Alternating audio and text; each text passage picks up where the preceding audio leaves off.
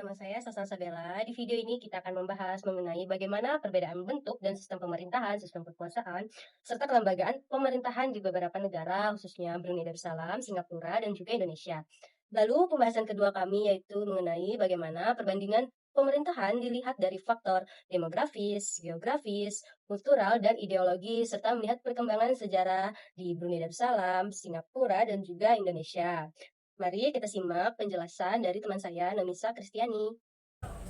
Halo, nama saya Namisa Kristiani. Saya akan memberitahukan profil negara Brunei Darussalam, Singapura, dan Indonesia. Yang pertama, bentuk negara.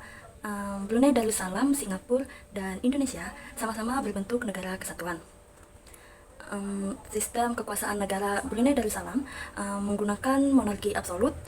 Artinya kekuasaan ada di tangan raja, sedangkan Singapura demokrasi parlementer, dan Indonesia menggunakan sistem kekuasaan trias politika yang artinya kekuasaan dibagi menjadi tiga. Setelah itu bentuk pemerintahan, Brunei Darussalam menggunakan monarki absolut, sedangkan Singapura republik parlementer, dan Indonesia menggunakan republik konstitusional. Setelah itu ada sistem pemerintahan. Brunei Darussalam menggunakan monarki absolut, sedangkan Singapura menggunakan parlementer, yang artinya kepala pemerintahan dipegang Perdana Menteri, sedangkan kepala negara dipegang oleh presiden, berbanding berbalik dengan Indonesia. Yang menggunakan presidensial, yang dimana baik kepala negara maupun pemerintah dipegang oleh presiden. Setelah itu ada kelembagaan pemerintahan. Lembaga di Brunei Darussalam yang tertinggi ada Kesultanan yang dibantu oleh Menteri Dewan dan Majelis Permusyawaratan, sedangkan Singapura lembaga tertinggi adalah Parlemen, dan Indonesia memiliki kesamaan dalam lembaga negara yaitu eksekutif, legislatif, yudikatif. Setelah itu ada pemerintahan daerah. Karena wilayah yang kecil, Brunei Darussalam dan Singapura menggunakan sistem desentralisasi, sedangkan Indonesia yang memiliki wilayah yang luas menggunakan desentralisasi. Halo, saya Rizky Aditya. Di sini saya akan menjelaskan hasil diskusi kami, yaitu analisis perbandingan pemerintahan antara negara Brunei Darussalam, Singapura, dan Indonesia dari faktor demografi, geografi, kultur, ideologi, dan dimensi waktu. Faktor demografi. Brunei Darussalam sendiri memiliki populasi sekitar 460.000, Singapura sekitar 5,6 juta, Indonesia dengan populasi paling banyak yaitu sekitar 270 juta. Etnis mayoritas Brunei Darussalam adalah suku Melayu dengan total persen 65%, Singapura dengan Tionghoa 75%, Indonesia dengan Jawa sekitar 40%. Brunei Darussalam dengan populasi kecil mayoritas Melayu Muslim memiliki pemerintahan sangat terpusat di bawah sultan yang mengatur negara berdasarkan prinsip-prinsip Islam, memudahkan penerapan kebijakan berbasis agama dan budaya. Singapura yang etnis dan agamanya beragam menerapkan kebijakan multi etnis untuk menjaga harmoni dengan sistem meritokrasi dan kebijakan yang mempromosikan kohesi sosial seperti alokasi, perumahan, dan undang-undang anti ujaran kebencian. Indonesia sebagai negara dengan populasi terbesar dan sangat beragam menghadapi tantangan dalam mengelola perbedaan etnis dan agama, sehingga menerapkan desentralisasi kekuasaan dan kebijakan fleksibel untuk menjaga kesatuan nasional. Faktor kedua yaitu geografis.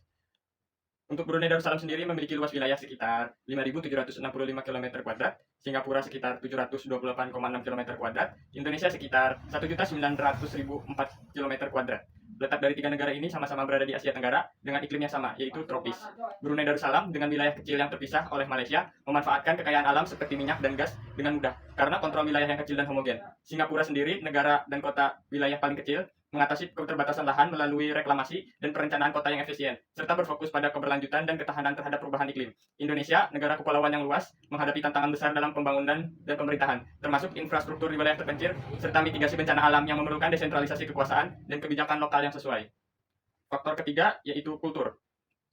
Mayoritas agama di Brunei adalah Islam sekitar 80%, Singapura dengan agama Buddha sekitar 31%, Indonesia dengan agama Islam sekitar 87%. Tradisi dari ketiga negara ini kurang lebih sama, mulai dari musik dan tari, terutama Indonesia dengan lebih banyak ragam budayanya.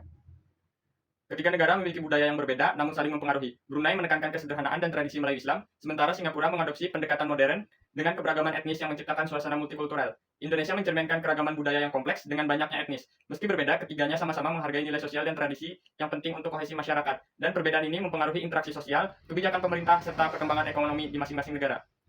Faktor keempat yaitu ideologi. Brunei Darussalam dengan ideologi monarki absolut, Singapura dengan meritokrasi dan ekonomi liberalnya, Indonesia sendiri dengan ideologi Pancasila.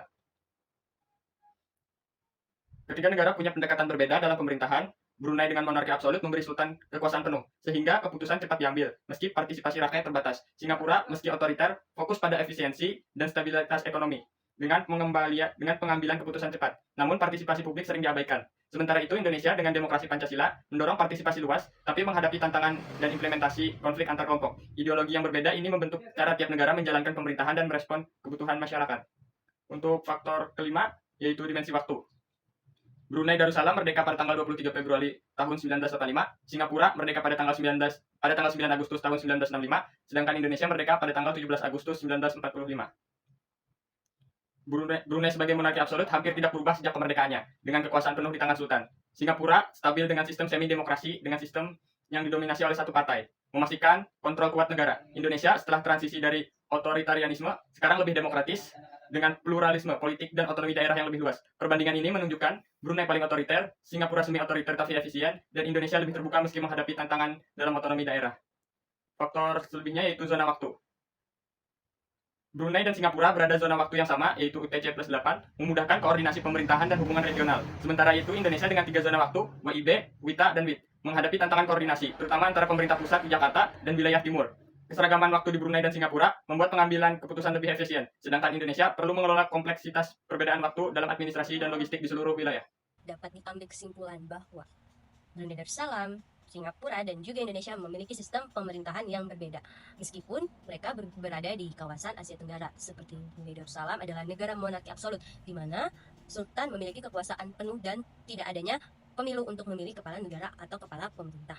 Yang kedua, Singapura, meskipun mengadopsi sistem parlementer, dikenal dengan stabilitas politiknya yang terpusat di bawah dominasi Partai Aksi Rakyat yang disingkat PAP sejak kemerdekaan. Di Singapura, presiden adalah kepala negara dengan kekuasaan seremonial, sementara kekuasaan eksekutif lebih banyak berada di tangan Perdana Menteri.